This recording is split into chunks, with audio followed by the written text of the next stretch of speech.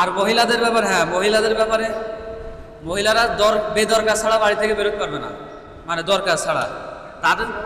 তার যদি ধরেন স্বামী বিদেশ, তার বাসায় এখন কেউ নেই, সে সম্পূর্ণ শরীরে পর্দা করে কোনো কিছু দরকার হলে সেটা কিনতে যেতে পারবে। কিন্তু কোনো দরকার নেই, পার্কে যাবো আড্ডা মারতে, ও তো ঠ্যাং ভেঙে ফেলা দরকার।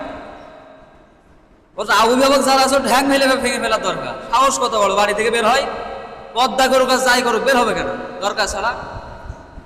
এখন আর পর্দা লাগছে না, আর পর্দাও করছে ভিআইপি পর্দা।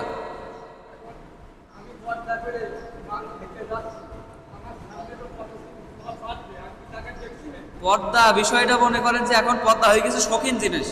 সামনে যে ডিজাইন, পিছন যে ডিজাইন, চুমকি চুমকি বসানো, মানে ওইটা আরো আকর্ষণ করে বেশি। কালো বোরকা, সেম কালো, মানে পুরোপুরি কালো বোরকা পরবে, যাতে কেউ বুঝলি দেখলি মনে করবে বুড়ি না জোয়ান, একেবারে ডিমোশন লেগে যাবে, বুড়ি না জোয়ান এর কিছু বুঝতে পারবে না, কনফিউজ হয়ে যাবে।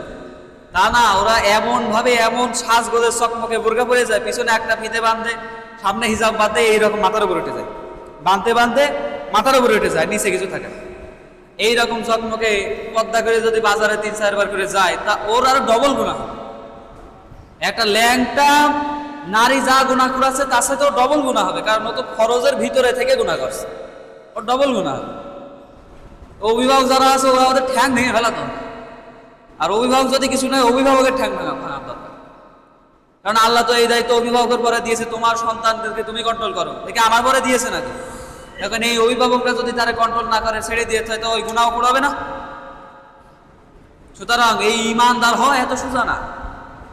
বিল আখিরা, এই অবিল ইয়াউমিল আখিরা, এই যে শেষ দিবসে বিচার হবে, এই দিন আপনার সন্তান আপনাকে দায়ী করবে, বলবে যে আমি যে বেপরদায় চলছিলাম, আমার বাবা আমার কিছু কইনি। তখন আপনি কি করবেন? ধরা তো খেয়ে গেলেন।